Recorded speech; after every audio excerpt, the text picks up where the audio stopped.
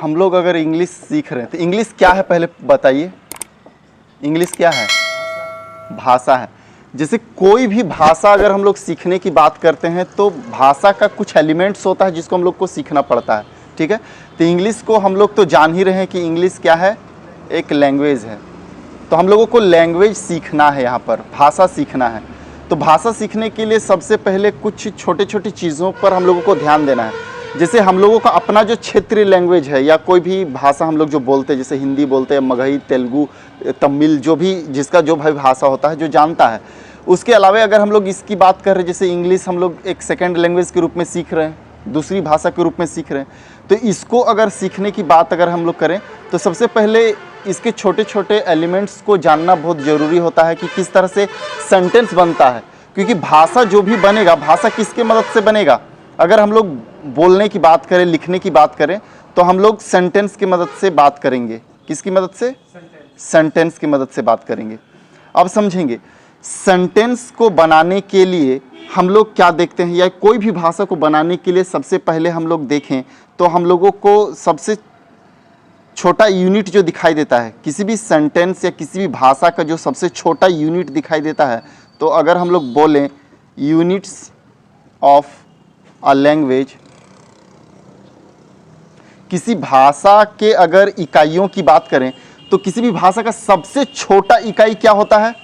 किसी भी भाषा का सबसे छोटा इकाई जो होता है वो होता है लेटर। क्या होता है? लेटर का मतलब, लेटर का मतलब अक्षर, ठीक है। भाषा की जो सबसे छोटा यूनिट हम लोग के पास दिखाई देता है वो लेटर दिखाई देता है, अक्षर दिखाई देता है। अब हम लोग अक्षर की बात करें तो यहाँ पर देखेंगे किसी भी भाषा के अंदर उसके लेटर दिखाई देते हैं। तो सबसे पहले अगर हम लोग इंग्लिश की बात करें तो इंग्लिश में हम लोग क्या देखते हैं, कितने लेटर्स हैं? इंग्लिश के अंदर टोटल हम लोग 26 लेटर्स देखते हैं। कितना? 26 लेटर्स देखते हैं, है ना। इस 26 लेटर्स के समूह को ही अल्फ़ाबेट कहा जाता है। क्या कहा जाता है? अल्फ़ाबेट कहा जाता है, ठीक है। इस पूरे के पूरे 26 लेटर के समूह को, पूरे समूह को एक नाम दिया गया है अल्फ़ाबेट। अल्फ़ाबेट का मतलब हिंदी मीनिंग हम लोग जानेंगे तो वर्णमाला। क्या होता है? वर्णमाला, यानी वर्णों का समूह ही क्या कहलाता है? अल्फ़ाबेट कहलाता है। एकदम आराम से समझने वाला बात है। वर्ण का मतलब होता है अक्षर, यही चीज़ लेटर, और माला का मतलब हो गया कि मतलब, हाँ, समूह कहने का मतलब है एक फूल से तो माला नहीं बनेगा ना, उसी तरह एक से अधिक लेटर से माला बनेगा। तो इसीलिए वर्णमाला कहने का मतलब है कि ये पूरा का पूरा जो 26 लेटर्स का समूह है उसी को आपको क्या कहा गया है? अल्फ़ाबेट कहा गया है। अब यहाँ पर एक चीज़ समझेंगे, ये जो 26 लेटर्स हमारे पास हैं इनको दो हिस्सों में हम लोग डिवाइड करके देखते हैं, है ना। एक वोवेल और दूसरा कॉन्सोनेंट, है ना। अब अगर वोवेल की बात करें तो 26 लेटर्स में से वोवेल कितने होते हैं? 5। कितने? 5। और बाकी जो बच गए, कितने बच गए? 21। ये क्या होंगे? कॉन्सोनेंट होंगे। ये वोवेल 5 जो हैं वो कौन कौन से हैं? ए, ई, आई, ओ, यू। ये 5 आपके पास क्या हैं? वोवेल हैं। बाकी के जो बच गए 21 उसको हम लोग कॉन्सोनेंट कहेंगे, जैसे बी, सी, डी, एफ, जी, एच, जे, आगे जो भी है ना। तो ये बाकी के जो 21 है वो क्या है? कॉन्सोनेंट है। तो अब हम लोग यहाँ पर क्या देख रहे हैं, सबसे पहली बात कि इंग्लिश हमारा एक लैंग्वेज है, और लैंग्वेज की अगर हम लोग बात करें तो हम लोग सेंटेंस के मदद से क्या करते हैं, हम लोग बोलते हैं या लिखते हैं चीज़ों को। तो सेंटेंस को हम लोगों को जानना है। तो सेंटेंस तक पहुंचने के लिए सबसे पहले हम लोग उसके अलग अलग यूनिट को जान लेते हैं कि सेंटेंस में क्या क्या बनकर या क्या क्या लगकर सेंटेंस बनेगा। तो सबसे अगर बात करें तो भाषा की इकाइयों की बात करें तो सबसे पहले हम लोग देखते हैं लेटर को, है ना, अक्षर को। तो भाषा की सबसे पहले लेटर देखते हैं, यानी सबसे छोटी यूनिट भी कह सकते हैं कि लेटर होता है। तो इंग्लिश के अंदर टोटल कितने लेटर्स हैं? 26 लेटर्स हैं, जिनके पूरे के पूरे समूह को ही क्या कहा गया है? अल्फ़ाबेट कहा गया है। 26 लेटर्स में से हम लोग देखेंगे 5 को वोवेल कहते हैं और बाकी 21 कॉन्सोनेंट है हमारे पास। तो ये जो वोवेल्स हैं ए ई आई ओ यू और बाकी के जो लेटर्स बचते हैं उनको हम लोग कॉन्सोनेंट्स के नाम से जानेंगे। अब यहाँ समझेंगे थोड़ा सा, इससे आगे हम लोग बढ़ें तो यहाँ देखिए थोड़ा सा अल्फ़ाबेट के बारे में हम लोग, यहाँ बात है तो अल्फ़ाबेट को भी थोड़ा सा सीख ले या जान ले। अल्फ़ाबेट में कुछ नहीं, बस इतनी सी बात हम लोग देखेंगे कि अल्फ़ाबेट का मतलब अभी हम लोग देखें वर्णमाला, यानी वर्णों का समूह वर्णमाला कहलाएगा। तो अल्फ़ाबेट, तो ये 26 लेटर्स के पूरे के समूह को अल्फ़ाबेट हम लोग कहते हैं। लेकिन एक शब्द और है अल्फ़ाबेट्स, इसका मतलब होता है भाषाएं। क्या होता है? भाषाएं। ठीक है, अब समझिए अगर हम लोग बात करें तो इंग्लिश में एक शब्द है लैंग्वेज। क्या? इंग्लिश में एक शब्द है लैंग्वेज, जिसका मतलब क्या होता है? भाषा। क्या होता है? और ये सिंगुलर रूप है। क्या है? सिंगुलर रूप है। सिंगुलर का मतलब होता है एक, अकेला, सिंगल, है ना। देखेंगे हम लोग सिंगुलर और प्लूरल की अगर बात करें तो सिंगुलर और प्लूरल का मतलब हो जाता है जब कोई चीज़, कोई नाउन जिसको हम लोग काउंट कर सकते हैं, काउंटेबल है, और वो अगर एक है, क्या है? एक है, तो उसको हम लोग क्या कहेंगे? सिंगुलर कहेंगे, है ना। ऐसा बात नहीं है, अनकाउंटेबल नाउन भी सिंगुलर होता है। कहने का मतलब है कि एक है तो वो सिंगुलर है। और अगर हम लोग देखें कि एक से अधिक हो जाएगा, क्या? एक से अधिक हो जाएगा तो हम लोग क्या कहेंगे? प्लूरल उसको कहेंगे। क्या कहेंगे? प्लूरल। ठीक है, तो एक से अधिक हो जाएगा तो वो प्लूरल हो जाएगा। तो यहाँ पर देखेंगे लैंग्वेज यानी भाषा की बात कर रहे हैं, तो ये सिंगुलर रूप है। इसका अगर प्लूरल बनाए, एक से अधिक भाषाओं की अगर हम लोग बात करें तो प्लूरल जब बोलना पड़ेगा इसी शब्द को, तो इसको बोला जाएगा लैंग्वेजेस। क्या बोला जाएगा? लैंग्वेजेस। ठीक है, तो ये क्या हो गया? ये प्लूरल शब्द हो गया। क्या? एक प्लूरल शब्द हो गया। तो ये सिंगुलर है, ये प्लूरल है। तो भाषा, आप हिंदी में इसे बोल सकते हैं भाषाएं। ठीक है, लेकिन अब यहाँ देखिए अल्फ़ाबेट का मतलब वर्णमाला और अल्फ़ाबेट्स का मतलब भाषाएं। तो इसका मतलब है अल्फ़ाबेट्स का मतलब यहाँ लैंग्वेजेस के अर्थ में यूज़ किया गया है। किस अर्थ में? लैंग्वेजेस के अर्थ में यूज़ किया जाता है ना, लैंग्वेजेस, लैंग्वेज नहीं, लैंग्वेजेस। और अब देखेंगे, अब यहाँ इन दोनों शब्दों में अंतर समझेंगे। जैसे कोई भी सिंगुलर शब्द का प्लूरल बनाया जाता है। ब्रिटिश इंग्लिश हम लोग पढ़ते हैं। कौन सा इंग्लिश? British English. ठीक है, तो यहाँ पर समझते हैं हम लोग जो इंग्लिश पढ़ते हैं वो क्या है? ब्रिटिश इंग्लिश है। ठीक है, और ब्रिटिश इंग्लिश में देखेंगे अगर कोई सिंगुलर नाउन है, कैसा नाउन? सिंगुलर नाउन है, तो उसमें एस लगाकर क्या किया जाता है? उसका प्लूरल बनाया जाता है। कोई भी सिंगुलर नाउन में एस लगाकर प्लूरल बनाया जाता है। आगे चलकर हम लोग ये भी देखेंगे कि ईएस भी लगाया जाता है, लेकिन कहाँ लगाया जाता है वो आगे चीज़ देखेंगे, है ना। कहाँ नहीं लगाया जाता वो सारी चीज़ों को देखना रहता है। लेकिन ब्रिटिश इंग्लिश में है कि एक से अधिक को बतलाना है, सिंगुलर से प्लूरल बनाना है, तो हम लोग क्या करते हैं? सिंगुलर में एस लगा देते हैं तो वो प्लूरल बन जाता है। क्या होता है? सिंगुलर नाउन में एस लगाकर उसका प्लूरल बनाया जाता है। ठीक है, तो अब यहाँ पर समझाने की कोशिश कर रहे हैं कि अल्फ़ाबेट शब्द है।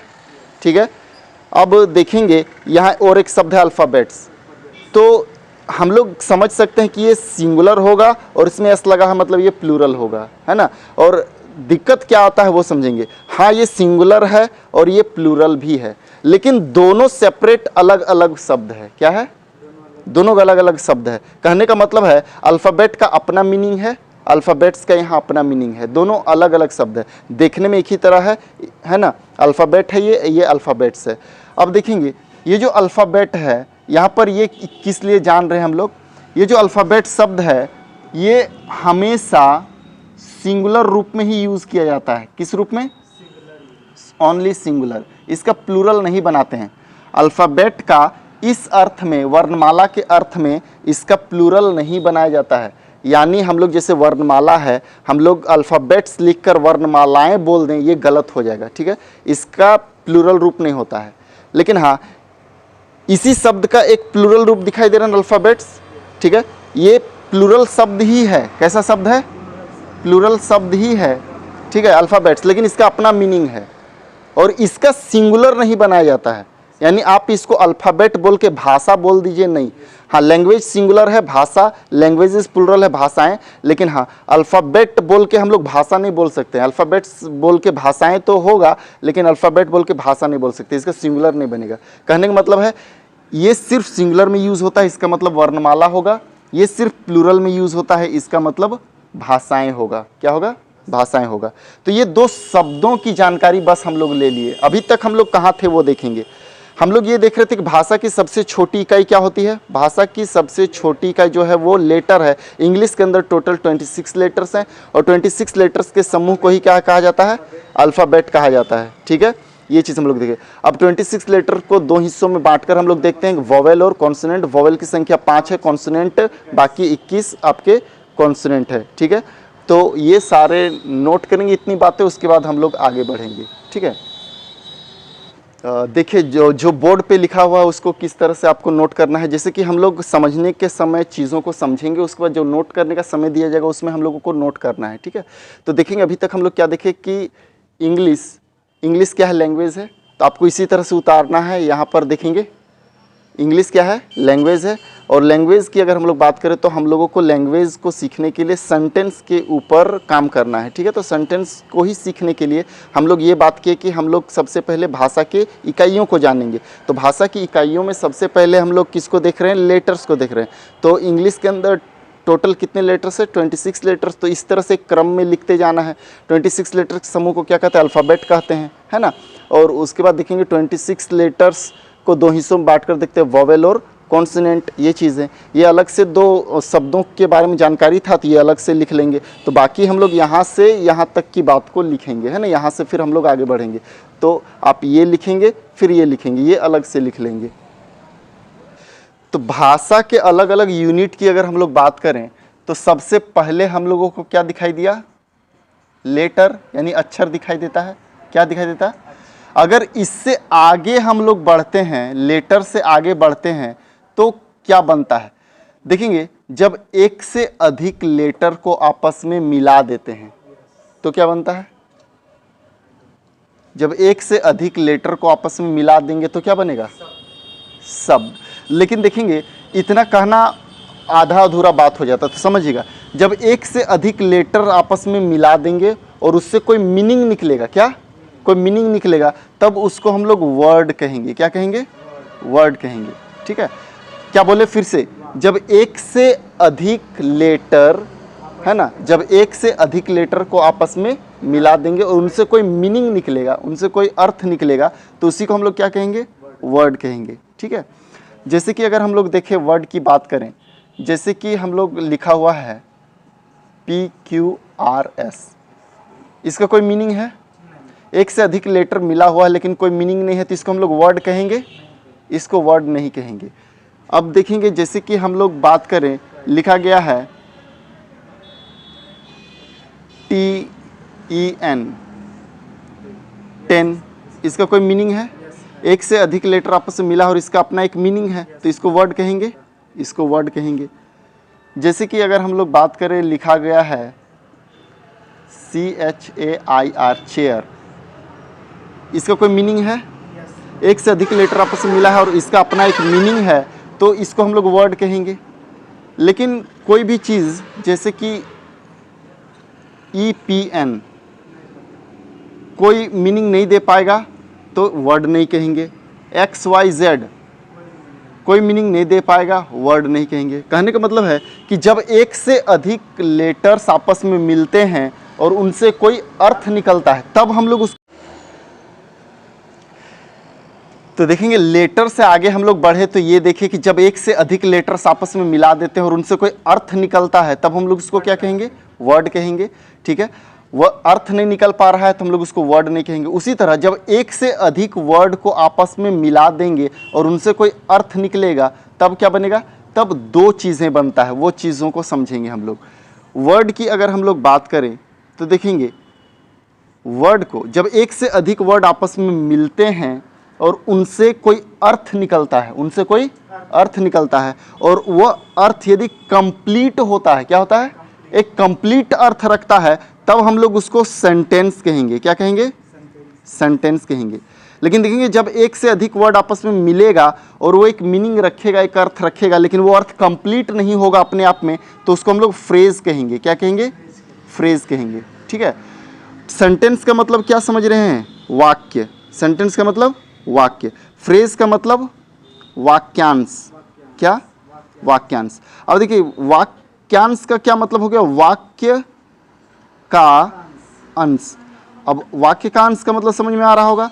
वाक्य का हिस्सा, वाक्य का टुकड़ा, वाक्य का भाग रहेगा ये, है ना। पूरा का पूरा वाक्य नहीं रहेगा, वाक्य का एक हिस्सा रहेगा बस, है ना। वाक्य का एक हिस्सा रहेगा। तो शब्द क्या बोला गया? जब एक से अधिक शब्दों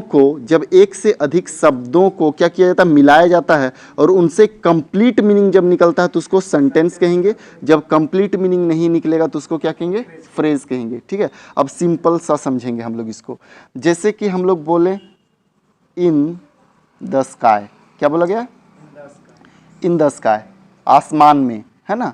इन द स्काई, तो आसमान में क्या मीन्स एक से अधिक वर्ड तो मिला है और एक मीनिंग भी निकल रहा है, लेकिन कोई कंप्लीट मीनिंग नहीं है, तो इसको हम लोग क्या कहेंगे? सेंटेंस कहेंगे? नहीं, फ्रेज कहेंगे इसको। ये फ्रेज हो गया।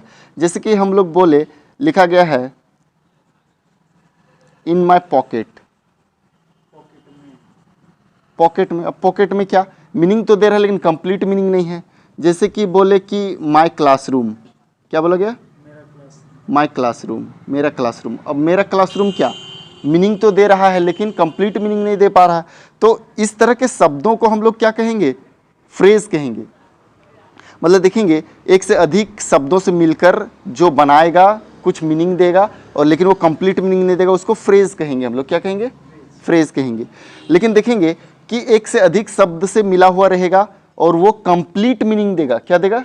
कंप्लीट मीनिंग देगा, तो उसको हम लोग क्या कहेंगे? सेंटेंस कहेंगे। जैसे कि लिखा गया है birds fly in the sky। हाँ, words fly in the sky, है ना। पंछियां आकाश में या आसमान में उड़ते हैं, ये बोला गया। तो एक कंप्लीट मीनिंग दे रहा है ना। शब्दों का एक समूह है, यानी एक से अधिक शब्द मिलकर एक मीनिंग दे रहा है और वो कंप्लीट मीनिंग दे रहा है। जब कंप्लीट मीनिंग देगा तो उसी को क्या कहेंगे? सेंटेंस कहेंगे। सेंटेंस के बारे में ही और एक जानकारी रखेंगे कि सेंटेंस को अपना एक सब्जेक्ट होता है। क्या होता है? सेंटेंस को अपना एक सब्जेक्ट होता है और सेंटेंस का अपना एक प्रेडिकेट होता है ना। सेंटेंस को अपना एक सब्जेक्ट होता है और सेंटेंस को अपना एक प्रेडिकेट होता है। ठीक है, ये चीज़ें तो अब फिर से समझेंगे। जब एक से अधिक वर्ड को आपस में मिलाया जाता है, जब एक से अधिक वर्ड को आपस में मिलाया जाता है और उनसे कंप्लीट मीनिंग निकलता है तो उसको सेंटेंस कहेंगे। सेंटेंस को अपना एक सब्जेक्ट और प्रेडिकेट जरूर होता है ना। सेंटेंस को अपना एक सब्जेक्ट और प्रेडिकेट होता है। जब एक से अधिक शब्द को मिलाते हैं, ठीक है, लेकिन उससे कोई कंप्लीट मीनिंग नहीं निकलता है तो उसको फ्रेज कहते हैं, है ना। फ्रेज, और इस फ्रेज का अपना सब्जेक्ट प्रेडिकेट नहीं होता है ना। ये क्या होता है? एक से अधिक शब्दों से बना हुआ एक समूह बस होता है जो एक मीनिंग रखता है बस, है ना। वो भी कंप्लीट मीनिंग नहीं, बस एक मीनिंग रखता है, तो वो फ्रेज कहलाता है। ठीक है, तो ये हम लोग यहाँ देखते हैं। तो देखिए लेटर से हम लोग कहाँ चलेंगे? सेंटेंस पे चलेंगे। सेंटेंस को ही हम लोगों को सीखना है, क्योंकि सेंटेंस की ही मदद से हम लोग कोई कंप्लीट बात करते हैं, है ना। क्या बोला गया कि जो कंप्लीट मीनिंग रखता है, तो कोई भी चीज़ बोलते हैं, लिखते हैं, तो हम लोगों को ज़रूरत होता है कि हम लोग एक कंप्लीट मीनिंग दे अगले को, है ना, तभी तो वो चीज़ों को समझ पाएगा। तो हम लोगों को सेंटेंस को सीखना होता है कि सेंटेंस कैसे चलेगा, क्या नहीं चलेगा। तो उसके लिए हम लोगों को सेंटेंस के एलिमेंट्स को जानना है कि सेंटेंस में कितने एलिमेंट्स हैं, वो किस तरह से काम करेंगे, उन सभी चीज़ों को समझना है। तो अभी तक हम लोग लेटर से ये इनको समझने की बात की। लेटर से बना वर्ड, वर्ड से बनेगा फ्रेज और सेंटेंस। ठीक है, तो इसको नोट करना है हम लोगों को। तो देखेंगे आप लेटर लिखे, ठीक है, लेटर के बाद हम लोगों को वर्ड लिखना है, तो वर्ड लिख के डैश देंगे, इसके बारे में लिखवा देते हैं। ठीक है, लेटर के बाद हम लोगों को वर्ड को समझना है, तो वर्ड लिख के डैश देंगे, WORD, वर्ड लिखेंगे। जब एक से अधिक लेटर्स जब एक से अधिक लेटर्स, हाँ लेटर्स आपस में मिलते हैं, जब एक से अधिक लेटर्स आपस में मिलते हैं,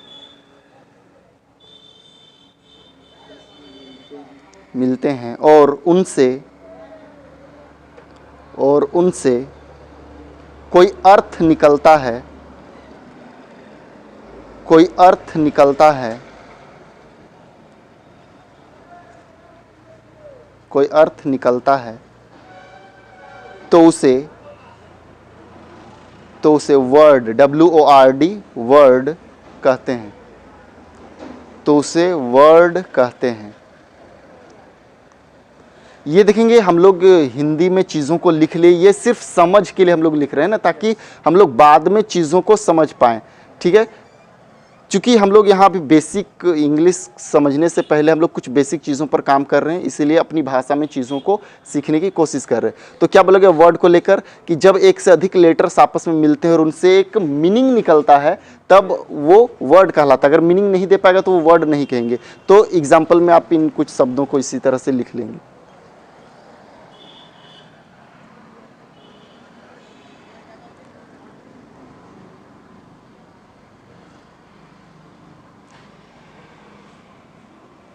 ठीक है, अब देखेंगे वर्ड से ही अगर हम लोग आगे बढ़ें तो क्या देखें कि जब वर्ड, एक से अधिक वर्ड बनेंगे तो फ्रेज भी बन सकता है और सेंटेंस भी बन सकता है ना। तो हम लोग फ्रेज लिख के क्या करेंगे, डैश देंगे। फ्रेज ब्रैकेट में लिख लीजिएगा वाक्यांश। फ्रेज का मतलब होता है वाक्यांश, यानी वाक्य का अंश, PHRASE फ्रेज।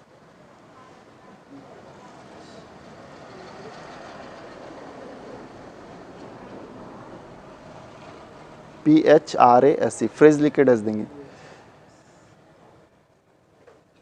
हो गया। लिखेंगे जब एक से अधिक वर्ड्स, WORDS, जब एक से अधिक वर्ड्स आपस में मिलते हैं, जब एक से अधिक वर्ड्स आपस में मिलते हैं और उनसे कोई अर्थ निकलता है, और उनसे कोई अर्थ निकलता है, और उनसे कोई अर्थ निकलता है, लेकिन वह अर्थ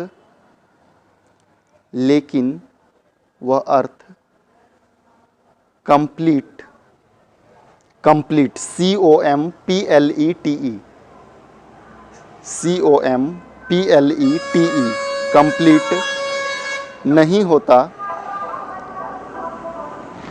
कंप्लीट नहीं होता, तो उसे फ्रेज कहते हैं। तो उसे फ्रेज कहते हैं, या तो वह फ्रेज कहलाता है, फ्रेज कहते हैं। फिर से देखेंगे हम लोग, यही देखें कि जब एक से अधिक वर्ड्स आपस में मिलेंगे और उनसे एक अर्थ निकलेगा, लेकिन वो अर्थ कंप्लीट नहीं होगा, तो वो क्या कहलाएगा, फ्रेज कहलाएगा। जैसे in the sky, in my pocket, my classroom, यहाँ क्या है, ये फ्रेज ही है एक तरह का, है ना। तो एक से अधिक वर्ड से तो बना है और मीनिंग भी दे रहा है, लेकिन कंप्लीट मीनिंग नहीं दे रहा, तो इसको एग्जाम्पल में आप लिख लेंगे।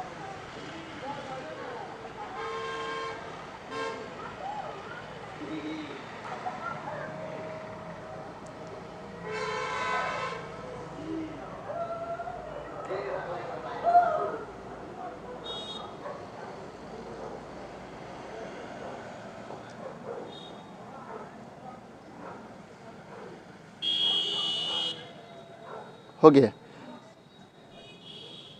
ये भी लिखेंगे। एग्जाम्पल में जो भी एग्जाम्पल होगा वो लिख लेंगे, क्योंकि बाद में पढ़ने के समय, रिवीजन के समय वो क्या होगा कि कन्फ्यूज़न नहीं होगा, है ना, कि सिर्फ इन से ही बनने वाला ही क्या फ्रेज होगा, क्या इस तरह का नहीं। एक से अधिक शब्द से मिलकर बना है तो वो फ्रेज ही होगा, अगर वो कंप्लीट मीनिंग नहीं रख रहा है ना, कंप्लीट मीनिंग नहीं रख रहा है तो वो फ्रेज ही कहलाएगा। तो नेक्स्ट देखेंगे, जब एक से अधिक वर्ड मिलेगा तो सेंटेंस भी बनाएगा। तो सेंटेंस कब बनाएगा उसकी बात करेंगे। सेंटेंस लिख के डैश देंगे। सेंटेंस मतलब वाक्य,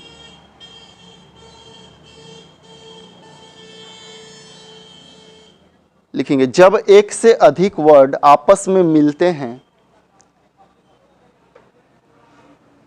जब एक से अधिक वर्ड्स लिखेंगे, वर्ड नहीं, जब एक से अधिक वर्ड्स, हाँ WORDS, जब एक से अधिक वर्ड्स आपस में मिलते हैं और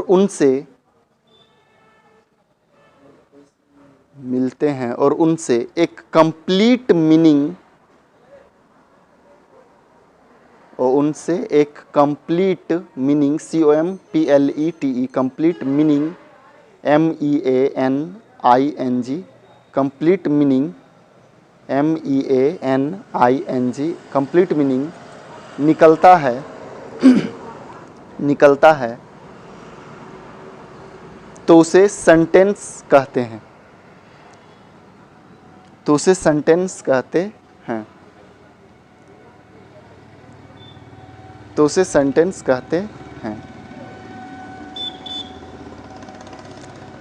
पैराग्राफ चेंज करके वही लिख लेंगे, सेंटेंस को अपना एक सब्जेक्ट SUBJECT, सेंटेंस को अपना एक सब्जेक्ट और एक प्रेडिकेट होता है, और एक प्रेडिकेट PREDICATE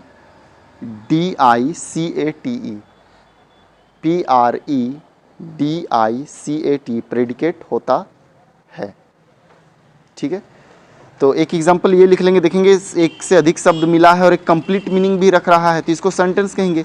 इसको अपना एक सब्जेक्ट और प्रेडिकेट होता है ना, सब्जेक्ट और प्रेडिकेट को भी हम लोग समझेंगे। ये एग्जांपल में एक सिर्फ लिख लेंगे इसको, birds fly in the sky, चिड़ियाँ आसमान में उड़ती है, आकाश में उड़ती है, पंछियाँ, जो भी हिंदी मीनिंग आप बोलें बर्ड्स को लेकर, हो गया। तो ये लिख लेंगे यहाँ से इस तरह से कि बर्ड्स यहाँ पर क्या है, सब्जेक्ट है, बाकी का हिस्सा प्रेडिकेट है ना, वो सब्जेक्ट प्रेडिकेट को भी हम लोग समझेंगे। भाषा को जानने के लिए हम लोगों को सेंटेंस समझना होगा, ये बोला गया था ना सेंटेंस। तो अब हम लोग सेंटेंस में ये देखें, ये समझे, क्या समझे कि जब एक से अधिक वर्ड्स आपस में मिलते हैं और उनसे एक कंप्लीट मीनिंग निकलता है ना, कंप्लीट मीनिंग निकलता है, तो वो सेंटेंस कहलाता है।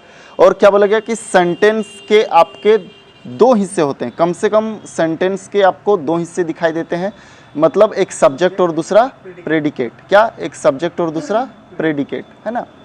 सेंटेंस को अगर हम लोग देखें तो सेंटेंस में क्या होगा, आपको एक सब्जेक्ट दिखाई देगा और दूसरा हिस्सा क्या दिखाई देगा, प्रेडिकेट दिखाई देगा, है ना। ये बोला गया सब्जेक्ट और प्रेडिकेट।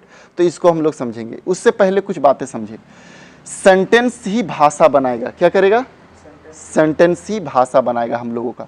तो सेंटेंस भाषा बनाएगा तो हम लोगों को सेंटेंस को बहुत अच्छे से समझने की ज़रूरत है। क्या, सेंटेंस को बहुत अच्छे से समझने की ज़रूरत है। तो सबसे पहले अगर हम लोग देखें तो सेंटेंस के 5 एलिमेंट्स होते हैं। कितने एलिमेंट्स, 5 एलिमेंट्स, ठीक है। तो यहाँ पर हम लोग सेंटेंस एलिमेंट्स को देख लें, सेंटेंस एलिमेंट्स। हम लोग सेंटेंस के 5 एलिमेंट्स को देखेंगे, जिससे क्या बनेगा, भाषा बनेगा, ठीक है। तो सेंटेंस के 5 एलिमेंट्स होते हैं। सबसे पहला जो हम लोग देखेंगे वो होगा सब्जेक्ट। क्या होगा, सब्जेक्ट।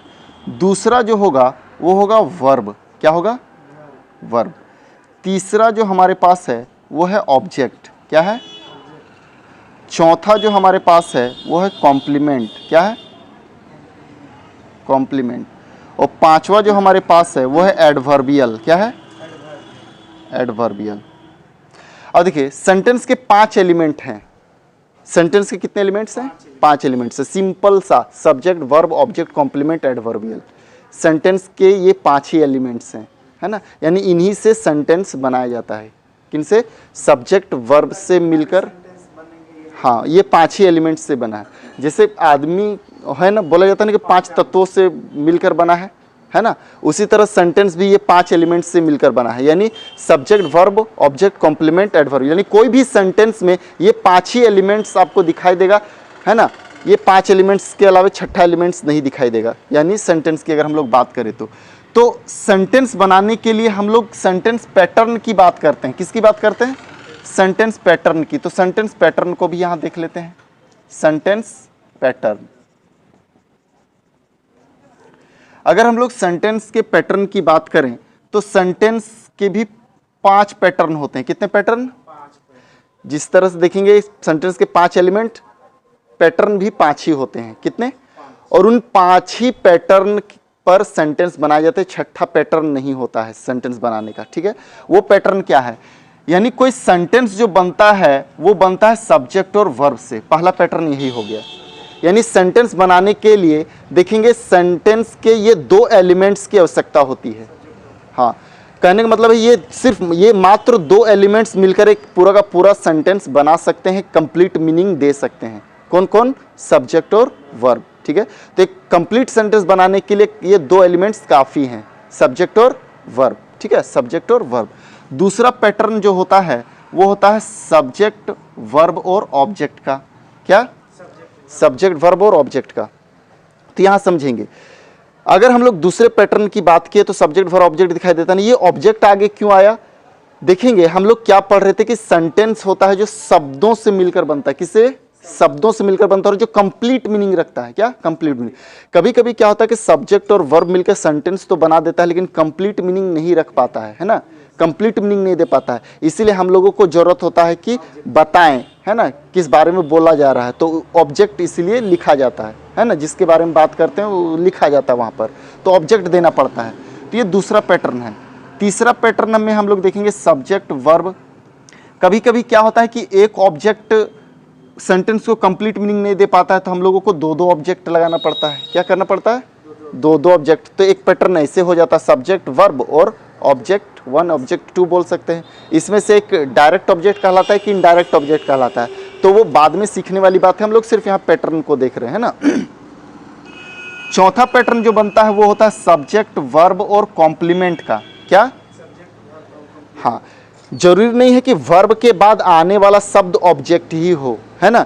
ये चीज जब तक हम लोग नहीं जानते हैं तब तक क्या होता है, लोग subject, verb, object, subject, verb, object में बांटते रहते हैं।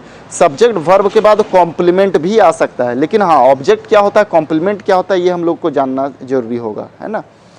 पांचवा जो पैटर्न हमारे पास होता है वो पैटर्न होता है सब्जेक्ट, वर्ब, ऑब्जेक्ट और कॉम्प्लीमेंट का। यानी ऐसे भी सेंटेंस बन सकता है जिसमें ऑब्जेक्ट और कॉम्प्लीमेंट दोनों आ जाएं। ठीक है, तो ये 5 ही पैटर्न होते हैं। सेंटेंस इन 5 एलिमेंट्स से मिलकर बनता है, और ये आपके क्या है, 5 पैटर्न है जिसके ऊपर सेंटेंस बनाया जाता है। यानी कोई भी बातचीत को हम लोग लिखते हैं या बोलते हैं तो सब्जेक्ट और वर्ब के मदद से बोला जाता है। ठीक है, सब्जेक्ट, वर्ब। और अगर और बातचीत बढ़ाना चाहे तो सब्जेक्ट, वर्ब, ऑब्जेक्ट की बात करते हैं, है ना। तो इस तरह से ये 5 पैटर्न बनते हैं। यहाँ पर अगर हम लोग गौर करें तो एक चीज दिखाई देगा। क्या दिखाई देगा? कि सेंटेंस की ये 5 एलिमेंट्स की हम लोग बात किए ना, 5 एलिमेंट्स, लेकिन अगर सेंटेंस पैटर्न लिखा हुआ देखें तो उसमें 4 ही एलिमेंट्स का यूज किया गया होगा, है ना। Subject, verb, object, complement. ये कहीं एडवर्बियल कहीं नहीं दिख रहा होगा, है ना। तो देखेंगे पैटर्न जो लिखा जाता है, यानी जो हम लोग सेंटेंस पैटर्न बनाते हैं उसमें 4 ही एलिमेंट्स की मदद से हम लोग क्या देखते हैं, पैटर्न बनाया जाता है ना। और उसी तरह से हम लोग चीज़ों को देखते हैं। ऐसा इसलिए क्योंकि ये जो 4 हैं, ये जो 4 एलिमेंट्स हैं, यही आपके मेन एलिमेंट्स हैं। क्या है? मेन एलिमेंट्स हैं। ये जो एडवर्बियल है इसको एक्स्ट्रा एलिमेंट्स कहा जाता है, एक्स्ट्रा एलिमेंट कहा जाता है। क्या कहा जाता है? एक्स्ट्रा एलिमेंट है ये। ठीक है, इसलिए इसको सेंटेंस पैटर्न में शामिल नहीं किया गया है। लेकिन ऐसा नहीं है कि ये एडवर्बियल इनमें नहीं आ सकता है। एडवर्बियल कोई भी सेंटेंस में आ सकता है ना। इस पैटर्न में भी आ सकता है, इस पैटर्न में भी आ सकता है, इसमें भी आ सकता है, इसमें भी आ सकता है। और एक एडवर्बियल भी आ सकता है, 2 भी आ सकता है, 3 भी आ सकता है, 4 भी आ सकता है, 5 भी। जितना एडवर्बियल हम लोग चाहें उतना यूज कर सकते हैं। ठीक है, हाँ। अब लेकिन समझेंगे कि सब्जेक्ट, वर्ब, ऑब्जेक्ट, कॉम्प्लीमेंट और एडवर्बियल क्या है ना। तो हम लोग यहाँ पर क्या समझे वो देखेंगे। सबसे पहली बात आते हैं, यहाँ देखें कि सेंटेंस के 2 हिस्से होते हैं, सब्जेक्ट और प्रेडिकेट। तो यहाँ हम लोग देखें सेंटेंस में कि सेंटेंस के 5 एलिमेंट्स होते हैं, सब्जेक्ट, वर्ब, ऑब्जेक्ट, कॉम्प्लीमेंट और एडवर्बियल। सेंटेंस के 5 पैटर्न होते हैं, subject, verb, subject, verb, object, subject, verb, उसमें 2-2 ऑब्जेक्ट भी आ सकते हैं, subject, verb, complement, subject, verb, object और कॉम्प्लीमेंट। अब यहाँ पर हम लोग देखें तो फिर से अब यहाँ आते हैं। सेंटेंस में क्या बोला गया था कि शब्दों का एक समूह होगा, यानी एक से अधिक शब्द, हाँ एक से अधिक शब्द जब जुड़ते हैं, मिलते हैं और उनसे कंप्लीट अर्थ निकलता है। एक से अधिक शब्द जब जुड़ेंगे, मिलेंगे, कहने का मतलब शब्दों के एक समूह की बात कर रहे हैं, तो शब्दों का एक समूह होगा जो कंप्लीट मीनिंग रखेगा, वो सेंटेंस कहलाएगा। और आगे एक चीज़ हम लोग देखें कि सेंटेंस के दो हिस्से होंगे, एक सब्जेक्ट होगा उसमें और प्रेडिकेट। एक सेंटेंस कम से कम दो हिस्से उसके होते हैं, जिसमें एक सब्जेक्ट होता है और दूसरा प्रेडिकेट होता है। तो अभी देखिए सेंटेंस के 5 एलिमेंट्स की हम लोग बात किए ना, 5 एलिमेंट्स में अगर हम लोग देखें तो एक एलिमेंट हमारा सब्जेक्ट था ना, तो एक एलिमेंट तो हमको यहाँ मिल गया, बोला कि सब्जेक्ट के दो हिस्से होंगे, एक सब्जेक्ट और प्रेडिकेट, तो एक एलिमेंट मिल गया। 4 एलिमेंट दिखाई दे रहा है इसमें 4 एलिमेंट नहीं दिखाई दे रहा है, लेकिन बोला कि सब्जेक्ट के दो ही हिस्से होंगे, एक सब्जेक्ट और प्रेडिकेट। इसका मतलब है सब्जेक्ट एक एलिमेंट है तो बाकी का 4 एलिमेंट इस प्रेडिकेट वाले हिस्से में होगा। इसका मतलब है कि जो वर्ब हमारा है, वर्ब है या ऑब्जेक्ट है या कॉम्प्लीमेंट है या हमारा एडवर्बियल है, ये प्रेडिकेट का हिस्सा होगा। ये किसका हिस्सा होगा? प्रेडिकेट का हिस्सा होगा। तो देखेंगे जब हम लोग सेंटेंस बनाते हैं तो क्या बोला गया, एक सेंटेंस पैटर्न ये होता है, यानी सब्जेक्ट कम से कम 2 एलिमेंट्स मिलकर सेंटेंस बना सकता है, एक सब्जेक्ट और वर्ब। तो देखिए सब्जेक्ट तो एक है हिस्सा और दूसरा क्या प्रेडिकेट का हिस्सा है। तो प्रेडिकेट में कहने का मतलब है कि सब्जेक्ट और वर्ब आ सकता है, तो ये वर्ब प्रेडिकेट हो गया। सब्जेक्ट वर्ब ऑब्जेक्ट आ सकता है, यानी वर्ब और ऑब्जेक्ट ये प्रेडिकेट का हिस्सा हो गया, है ना। सब्जेक्ट के बाद वर्ब और दो ऑब्जेक्ट आ सकता है, वो सब क्या हो गया, प्रेडिकेट का हिस्सा हो गया। कहने का मतलब सब्जेक्ट को छोड़कर बाकी जो भी दिखाई देगा शब्द समूह वही प्रेडिकेट होता है। क्या होता है? वही प्रेडिकेट होता है। जैसे कि हम लोग क्या लिखे थे, एक सेंटेंस लिखे थे ना, birds fly in the sky, ठीक है। तो यहां पर देखेंगे बर्ड्स को बोला गया था सब्जेक्ट है, अभी हम लोग सब्जेक्ट को भी समझेंगे, सब्जेक्ट किसे कहते हैं। और इसको बोला गया था आपका प्रेडिकेट है ना, प्रेडिकेट है। तो हम लोग यहाँ पर ये देख रहे थे कि सब्जेक्ट एक है, दूसरा हिस्सा क्या होता है, प्रेडिकेट होता है। तो सब्जेक्ट को छोड़कर बाकी जो भी शब्द समूह दिखाई देगा उसी को हम लोग प्रेडिकेट कह लेंगे। क्या कहेंगे? प्रेडिकेट कह लेंगे, ठीक है। तो सब्जेक्ट को छोड़कर बाकी का जो भी शब्द समूह आपको दिखाई देगा, ये सिर्फ हम लोग अभी जानकारी के लिए रखे कि सब्जेक्ट छोड़कर बाकी जो भी शब्द समूह होगा वो प्रेडिकेट होगा। तो बाकी के जो शब्द समूह है उसमें क्या क्या आ सकता है, उसमें आपका क्या आ सकता है, वर्ब आ सकता है, उसमें क्या आ सकता है, ऑब्जेक्ट आ सकता है, उसमें क्या आ सकता है, कॉम्प्लीमेंट आ सकता है, उसमें क्या आ सकता है, एडवर्बियल आ सकता है। तो वही चीज़ों को हम लोग को पहचान करना है। एक सेंटेंस लिखा गया है तो उसमें सब्जेक्ट क्या होता है, उसमें वर्ब क्या होता है, कौन होता है, उसमें एडवर्बियल कौन होता है, कॉम्प्लीमेंट कौन होता है, क्या होता है, वो चीज़ हम लोग को पहचान करना है। और सेंटेंस सीखने से पहले सब सेंटेंस एलिमेंट्स को अगर हम लोग बहुत अच्छे से पहचानते हैं, है ना, तो सेंटेंस पैटर्न को बहुत अच्छे से हम लोग टेंस में यूज़ कर पाएंगे, है ना, और बहुत अच्छे से सेंटेंस को बना पाएंगे। तो यहाँ तक समझ पाए हैं कि नहीं? सेंटेंस का 2 हिस्सा सब्जेक्ट और प्रेडिकेट, है ना। सेंटेंस के 5 element subject, verb, object, complement, adverbial, 5 pattern होते हैं। सब्जेक्ट और वर्ब से कोई सेंटेंस बनता है, और या तो सब्जेक्ट वर्ब ऑब्जेक्ट लगा देते हैं, ये नहीं तो सब्जेक्ट वर्ब पे 2 ऑब्जेक्ट लगा बना सकते हैं, या सब्जेक्ट वर्ब पे कॉम्प्लीमेंट आता है, सब्जेक्ट वर्ब ऑब्जेक्ट कॉम्प्लीमेंट दोनों आ सकता है। तो जब सब्जेक्ट एक एलिमेंट दिखाई दे रहा है तो प्रेडिकेट वाला कहने का मतलब उसमें वो चारों एलिमेंट्स उसी के अंदर आता होगा, है ना। तो ये चीज़ आपको दिखाई दे रहा है, तो इसको नोट करना है, आप इसको लिख लेंगे, ठीक है। और उसके बाद ये सेंटेंस एलिमेंट 5 होते हैं वो लिख लेंगे, सेंटेंस पैटर्न 5 होते हैं वो लिख लेंगे। चलिए देखें, तो हम लोग यहाँ तक अभी तक बात ये कि सेंटेंस को समझना है अब हम लोगों को। तो सेंटेंस को समझने से पहले सबसे पहले हम लोगों को जरूरी है कि सेंटेंस एलिमेंट्स को समझें। सेंटेंस का एलिमेंट्स क्या है, subject, verb, object, complement, adverbial, और यही क्या करेगा, सेंटेंस बनाएगा, है ना। तो यही मिलकर सेंटेंस बनाएंगे। तो कम से कम ये 2 एलिमेंट्स मिलकर सेंटेंस बना सकते हैं हम लोग, ये देख रहे हैं सब्जेक्ट और वर्ब, है ना। और उसके बाद क्या दिखता है, सब्जेक्ट, वर्ब, ऑब्जेक्ट, या अब 2 ऑब्जेक्ट यूज़ कर सकते हैं, ये चीज़ें। तो अब यहाँ से जो हम लोगों को चलना है वो कैसे, वो समझिए। जैसे कि अगर हम लोग इंग्लिश सीखने की बात करें, सीखने सिखाने से पहले हम लोग देखेंगे कि हम लोग भाषा के लिए क्या बोला गया, सेंटेंस को सीखना है। किसको सीखना है, सेंटेंस को सीखना है। तो यहाँ से जो हम लोग आगे चलेंगे वहाँ से क्या सीखेंगे, सबसे पहले तो ये देखेंगे कि सेंटेंस सीखने के लिए हम लोग टेंस का सहारा लेते हैं। किसका, इस टेंस के ही मदद से हम लोग देखते हैं कि किस तरह से सेंटेंस बनेगा, सेंटेंस में जो पैटर्न आपको दिखाया गया है, सेंटेंस एलिमेंट जो दिखाया गया है उसका यूजेस किस तरह से आपका होगा। इस टेंस में ही हम लोग सेंटेंस के स्ट्रक्चर को देखते हैं। क्या देखते हैं? तो सेंटेंस का पैटर्न और स्ट्रक्चर अलग अलग होता है। स्ट्रक्चर कहने का मतलब हो गया जहाँ पर हम लोग क्या करते हैं, एक एक चीज़ों को तोड़कर दिखाते हैं कि सब्जेक्ट के साथ किस तरह का वर्ब यूज़ होगा, वर्ब 1 यूज़ होगा, 2 यूज़ होगा, 3 यूज़ होगा, इस तरह की हम लोग बात करते हैं। एक एक चीज़ों को वहाँ स्ट्रक्चर के रूप में हम लोग देखते हैं और उसी के ऊपर हम लोग को सेंटेंस क्या पता चलता है, सेंटेंस किस तरह का मीनिंग देगा वो पता चलता है। ठीक है, तो हम लोग किसका सहारा लेते हैं? टेंस का सहारा लेते हैं। टेंस के मदद से हम लोग सेंटेंस के मीनिंग तक पहुँचेंगे कि किस समय में किस तरह की बातचीत की जाएगी, है ना, और किस तरह की बातचीत के लिए कौन सा टेंस यूज़ करना चाहिए। ठीक है, कौन सा टेंस यूज़ करना चाहिए। अब देखेंगे टेंस में अगर हम लोग चीज़ों को सीखें या सेंटेंस को सीखने के लिए देखेंगे, दो तरह से हम लोग चीज़ों को देखेंगे। कितने तरह से? दो तरह से। वो दो तरह से क्या है? जैसे कि हम लोग कोई भी बातचीत अगर करते हैं,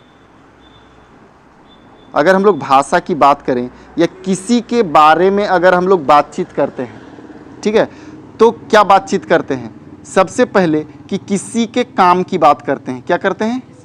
किसी के काम की बात करते हैं या तो किसी के होने की बात करते हैं। ये दो ही चीज़ों पर बातचीत होता है।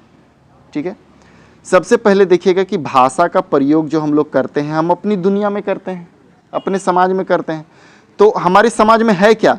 हमारे समाज में कोई व्यक्ति या वस्तु है, यही तो है, कोई व्यक्ति या वस्तु है। कहने का मतलब है कोई व्यक्ति में आप सारी चीज़ों को ले लें, सजीव चीज़ों को, और कोई वस्तु में सारे निर्जीव चीज़ों को ले लें। ठीक है, तो हमारे समाज में जो हमारे पास व्यक्ति है, वस्तुएं हैं, उसकी ही हम लोग बातचीत करते हैं, उसके बारे में ही बोलते हैं। हम लोग पूरे के पूरे दिन क्या बातचीत करते हैं? किसी के बारे में, किसी व्यक्ति के बारे में, किसी वस्तु के बारे में, है ना, बातचीत करते रहते हैं। तो या तो हम लोग किसी व्यक्ति की बात करें या वस्तु की बात करें तो उसके काम की बात करते हैं। बहुत अच्छे से समझेंगे इसको, उसके काम की बात करते हैं। जैसे आप अपने दोस्त की बात कर रहे हैं तो आप बोलेंगे कि मेरा दोस्त पढ़ता है, लिखता है, खेलता है, दौड़ता है, आता है, जाता है, खाता है, पीता है ना, तो उसके काम की बात कर रहे हैं। आप अपने दोस्त की बात करें तो हो सकता है आप उसके काम की बात ना करके उसको होने की बात करेंगे कि मेरा दोस्त गधा है, मेरा दोस्त पागल है, मेरा दोस्त बेवकूफ़ है ना, मेरा दोस्त अनाड़ी है, मेरा दोस्त खिलाड़ी है, तो आप उसको होने की बात कर रहे हैं। तो या तो हम लोग काम की बात करते हैं या तो उसके होने की बात करते हैं। कोई भी चीज़, कोई भी वस्तु, कलम से हम लिखते हैं, कलम नया है, पुराना है, उसके होने की बात है। या तो हम लोग उसके काम की बात करते हैं या तो उसके होने की बात करते हैं। या तो हम लोग उसके काम की बात करते हैं या तो हम लोग उसके होने की बात करते हैं। किसकी? कोई भी हमारे समाज में जो व्यक्ति वस्तु है उसकी है। हमारे पास जो दुनिया में चीज़ें हैं उसी के बारे में तो बातचीत होगा, और दो ही चीज़ों पर बात होगा, उसके काम की बात करेंगे या उसके होने की बात करेंगे। तो हम लोग जो सेंटेंस सीखेंगे वहाँ पर हम लोग काम के आधार पर सेंटेंस बनाना सीखेंगे और किसी के होने के आधार पर कैसे सेंटेंस बनाएंगे वो सीखेंगे। तो काम कहने का मतलब है कि यहाँ पर हम लोग लिख देते हैं एक्शन। एक्शन का मतलब यहाँ पर हम लोग काम से लेंगे या कार्य से लेंगे, यानी एक्शन बेस्ड सेंटेंस सीखेंगे जहाँ पर एक्शन दर्शाया जाएगा, है ना। और दूसरा हम लोग देखेंगे एग्जिस्टेंस बेस्ड सेंटेंस। क्या? एग्जिस्टेंस। एग्जिस्टेंस मतलब किसी के अस्तित्व की बात हम लोग करेंगे। यहाँ किसी के अस्तित्व की बात करेंगे। मैं टीचर हूँ, ये मेरा अस्तित्व है। मैं अच्छा हूँ, मैं बुरा हूँ, ये मेरा अस्तित्व है। तो किसी के अस्तित्व की बात करेंगे। मैं पढ़ाता हूँ, ये मेरा काम हो गया, एक्शन हो गया। ठीक है, तो या तो हम लोग काम की बात करते हैं या तो अस्तित्व की बात करते हैं, या तो हम लोग काम की बात करते हैं या तो अस्तित्व की बात। तो यही दो तरह के सेंटेंस को हम लोगों को सीखना रहता है। ठीक है, कितने तरह के? ये दो तरह के सेंटेंस को हम लोगों को सीखना रहता है। अब ये जो एक्शन वाला सेंटेंस यानी काम वाली जो बात है उसको हम लोग दो तरह से सीखते हैं, एक एक्टिव और पैसिव। तो टेंस कहने का मतलब है कि हम लोग चलेंगे तो यहाँ पर हम लोग देखेंगे टेंस में ही ये दोनों आ जाएंगे, एक्शन और एग्जिस्टेंस बेस्ड। लेकिन वहाँ पर देखेंगे कि जो एक्शन वाली बात है तो उसको हम लोग दो तरह से पढ़ेंगे, एक एक्टिव सेंटेंस बनेगा और दूसरा पैसिव सेंटेंस बनेगा।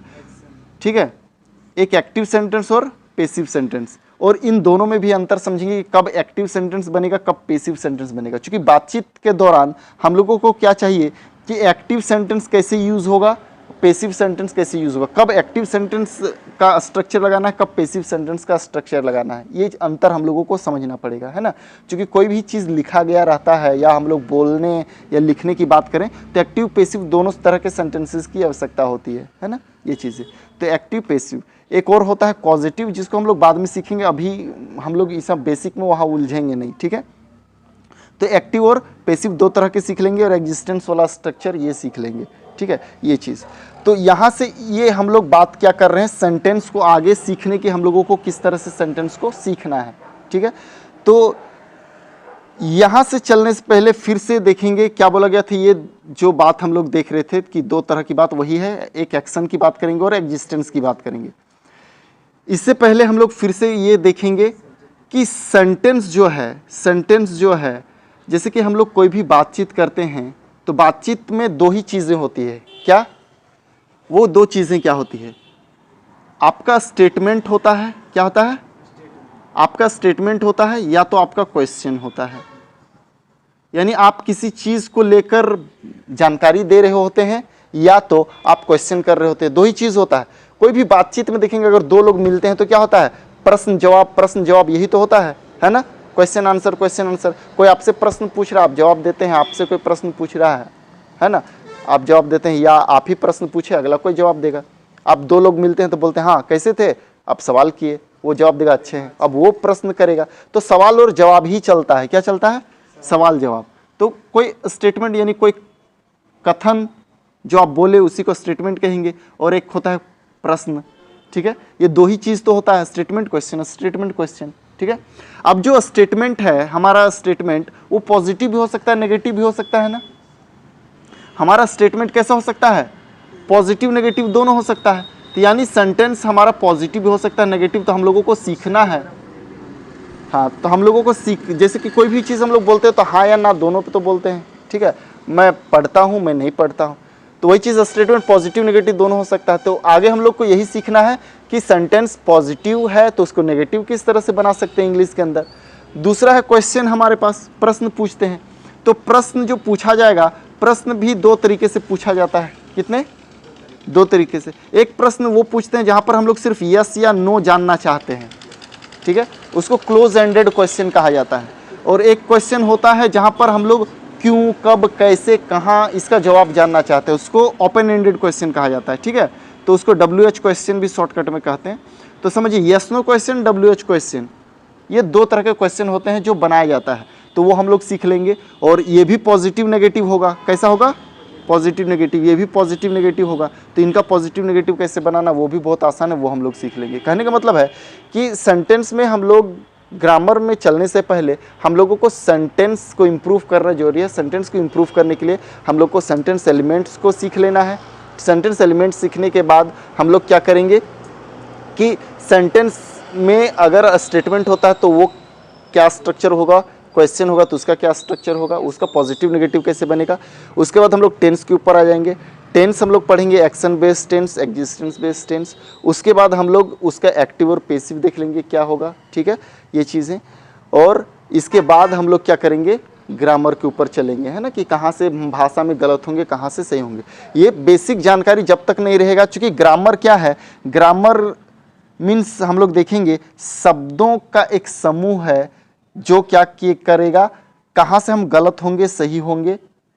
इंग्लिश में शब्दों को कैटेगराइज कर दिया गया है, किस लिए, गलत और सही को दर्शाने के लिए, जिसको पार्ट्स ऑफ स्पीच हम लोग कहते हैं। 8 ही तरह के शब्द हैं, ठीक है, जिसको ग्रामेटिकली कैटेगराइज किया गया है। और उसके यूजेस को हम लोग सेंटेंस में देखते हैं। कहाँ देखते हैं, सेंटेंस में, कि नाउन का यूज़ कहाँ होना है, कैसे होना है, कैसे वो गलत होगा, सही होगा। प्रोनाउन का यूज़ कहाँ होना है, कैसे वो सही होगा, गलत होगा। तो उन पार्ट्स ऑफ स्पीच के यूजेस को देखना रहता है कहाँ, एक सेंटेंस के ऊपर। कहाँ, तो जब तक हम लोग अच्छे से सेंटेंस को ही नहीं समझ रहे तो फिर उसकी शब्दों को, उसके यूजेस को कैसे समझ पाएंगे, है ना। सबसे पहला जरूरी है कि सेंटेंस को हम लोग समझने लगे, उसके बाद हम लोग गलत और सही की बात करेंगे। सेंटेंस ही नहीं समझ रहे फिर गलत और सही से फ़ायदा क्या, है ना। हम लोग अगर किसी के यहाँ जाते हैं, कोई व्यक्ति है उसके यहाँ चले गए, ठीक है, हमको उस व्यक्ति से मतलब ही नहीं है जब, तो उसके गलत और सही होने का फ़ायदा क्या, फिर हम लोग उसके बारे में जानकारी इकट्ठा करके क्या फ़ायदा, जब मतलब नहीं है, गए और भागिए वहाँ से, है। लेकिन हाँ, उस आदमी से मतलब है, जब उससे प्यार है तो पहले उस आदमी को जानेंगे, उसके बाद फिर गलत सही की बात करेंगे, है। तो सबसे पहले हम लोग अगर भाषा बना रहे तो सेंटेंस की मदद से भाषा बनता है, तो सेंटेंस को अच्छे से जानेंगे, फिर सेंटेंस में कहाँ से क्या गलत होता है, सही होता है, उसके बाद हम लोग गलत और सही की बात करेंगे, है ना, गलत सही सुधार की बात करेंगे। तो अभी तक हम लोग सिर्फ कुछ बातें पढ़े, क्या पढ़े, ये पढ़े कि सेंटेंस, भाषा जो बनता है सेंटेंस की मदद से बनता है। तो भाषा बनाने के लिए सबसे छोटा यूनिट लेटर होता है, ठीक है। लेटर हमारे पास इंग्लिश में कितना है 26, उसको 2 हिस्सों में बांटा गया है, एक वोवेल और कॉन्सोनेंट। वोवेल की संख्या 5 A-E-I-O-U, बाकी का जो बच गया वो कॉन्सोनेंट है, ठीक है। इस 26 लेटर्स के पूरे समूह को अल्फ़ाबेट कहा जाता है। क्या कहा जाता है? अल्फ़ाबेट। ये सिर्फ सिंगुलर में यूज़ किया जाता है, इसका प्लूरल शब्द नहीं बनाया जाता। अल्फ़ाबेट का मतलब वर्णमाला, और इस अर्थ में इसका प्लूरल नहीं बनता है, ठीक है। अल्फ़ाबेट से एक अलग शब्द है जिसका मतलब भाषाएं होता है, और वो भी सिर्फ प्लूरल में यूज़ होता है, उसका सिंगुलर नहीं बनता है।